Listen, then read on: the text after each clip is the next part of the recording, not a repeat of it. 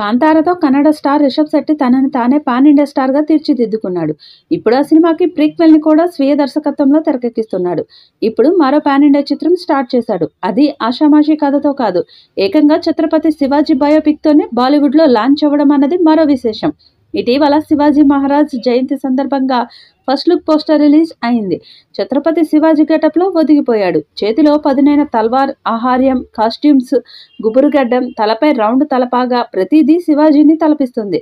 సరిగ్గా చావా రిలీజ్ అయి సక్సెస్ అయిన సందర్భంలో శివాజీ బయోపిక్ కూడా రావడం రిషబ్ శెట్టి చిత్రానికి మరింత కలిసి వస్తుంది. శివాజీ కుమారుడు సంభాజీ మహారాజ్ యోధుడిగా చూసిన ప్రేక్షకులు ఛత్రపతి వీరత్వం కూడా చూసే అవకాశం వెంటనే రావడం మరో గొప్ప విషయమనే చెప్పాలి.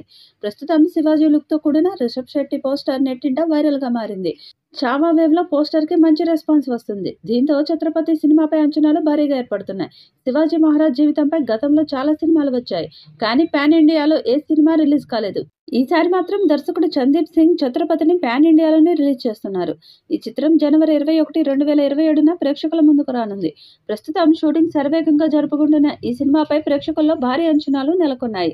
మరీ ముఖ్యంగా రిషబ్ శెట్టి నటన చూసేందుకు నెటిజన్లతో పాటు సినీ సెలబ్రిటీలు కూడా ఎదురు చూస్తున్నారనడంలో అతిశయోక్తి లేదు. ఇదిలా ఉంటే నేడు ఛత్రపతి శివాజీ పుట్టినరోజు కావడం రిషబ్ శెట్టి ఓ ఇంట్రెస్టింగ్ అప్డేట్ ఇచ్చాడు.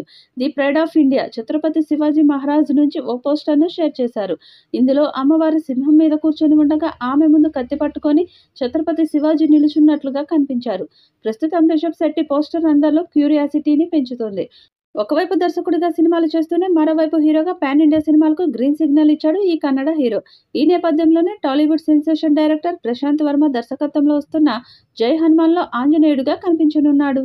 ఈ వీడియోపై మీ అభిప్రాయాన్ని కామెంట్ బాక్స్లో తెలియజేయండి. ఈ వీడియో మీకు నచ్చితే లైక్ చేయండి, షేర్ చేయండి, కామెంట్ చేయండి. మరిన్ని అప్డేట్స్ కోసం మన ఛానల్ని సబ్స్క్రైబ్ చేసుకోండి. అలాగే పక్కనే ఉన్న గంట సింబల్ని గట్టిగా కొట్టండి.